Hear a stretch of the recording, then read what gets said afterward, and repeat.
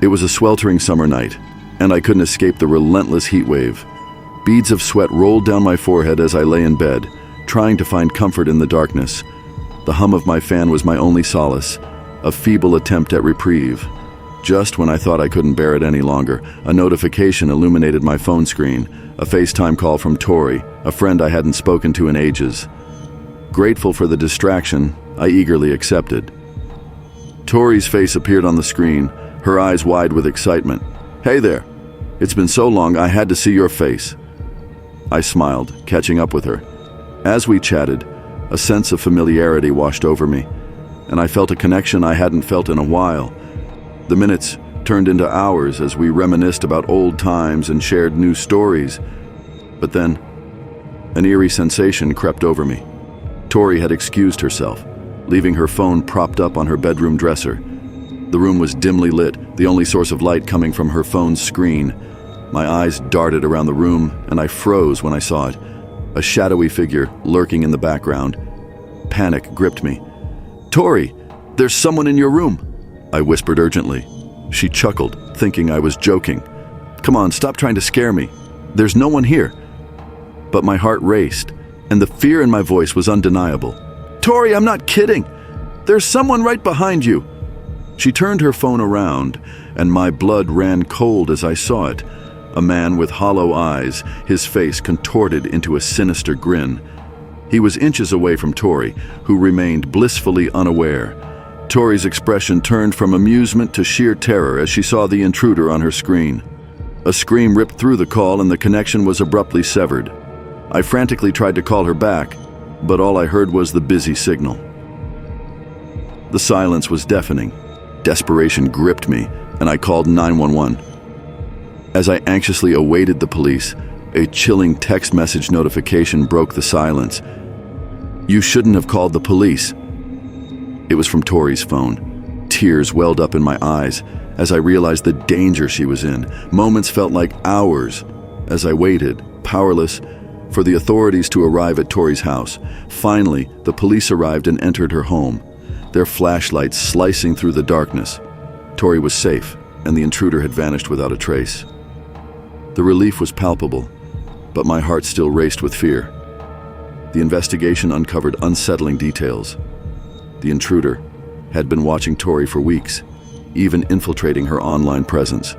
He knew intimate details of her life, and the terror was far from over. They issued a warning to us both, urging us to be cautious online and in our daily lives. In the end, we were left with a horrifying realization.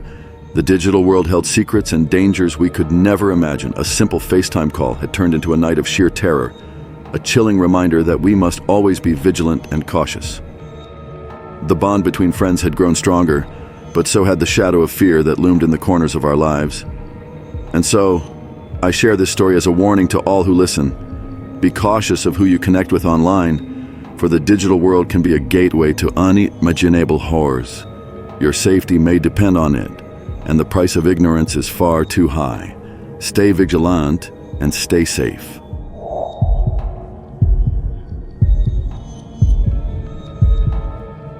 I can still hear the echoes of that fateful night, the night when everything changed, when I lost Casey. It started out as a simple evening with friends, laughter, and drinks, but it soon descended into a horrifying nightmare. We were at the local bar, soaking in the jovial atmosphere when Casey decided it was time to leave. It was only 11 p.m., but she had an early morning meeting. With hugs and well wishes, she stepped out into the chilly night, and I assured her I'd call her an Uber. Little did I know that would be the last time I'd see her. As I was about to call the ride, a text message notification popped up on my phone. It was Casey. "Hey, and I think I forgot my purse at the bar. I'm coming back to get it." I sighed with relief, knowing she wasn't far. I went outside to wait for her, my breath forming frosty clouds in the night air. But Casey didn't return. Minutes turned into hours, and I grew frantic. She wasn't answering her phone, and I couldn't find her anywhere. Panic set in. I decided to FaceTime her, hoping to locate her through this video call. The ringing felt endless, my heart pounding with every second. And then it connected. A face appeared on the screen, but it wasn't Casey's. It was a middle-aged man with a twisted grin that sent shivers down my spine. "Who are you? Where's Casey?" I demanded. The man's voice was low and eerie. "Casey is with me now, and you'll never see her again." My heart was in my throat as I watched him drag Casey into the frame, her face a mask of terror. She was bound and gagged, tears streaming down her cheeks. The man whispered, "You're not getting her back." I couldn't breathe, my mind racing with fear. I shouted at him, "Let her go, you monster!"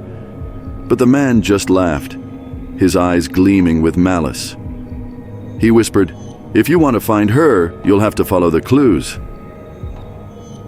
The call ended abruptly, leaving me in a state of sheer panic. My friends and I searched everywhere for Casey, but it was as if she had vanished into thin air.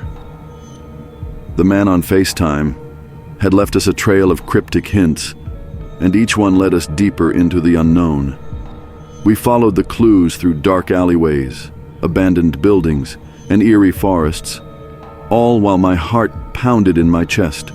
The whispers on the other end of the line grew more sinister with each step, and the fear was suffocating. It was a race against time, and the dread of the unknown gnawed at us. Finally, we arrived at a desolate warehouse. The FaceTime call rang one last time, and the man's grinning face appeared on the screen. But there was something different about this call. He was no longer alone. Casey stood beside him, her face contorted into a terrifying smile that mirrored his. She whispered, "You're too late." The man with the twisted grin stepped aside, revealing a gruesome tableau. It was too much to bear, a nightmarish scene that would haunt my dreams forever. As the camera panned back to the man, he said, "This is what happens when you don't follow the rules." The FaceTime call abruptly ended, and Casey was gone, leaving us in a state of shock and disbelief. Now, I share this story with you, dear listener, as a chilling warning. Trust no one, be cautious, and always follow your instincts. You never know when a simple night out with friends could turn into a horrifying nightmare, and you may not be as lucky as I was to escape with your life. Stay safe, and may you never have to face the chilling terror that I did on that ominous night.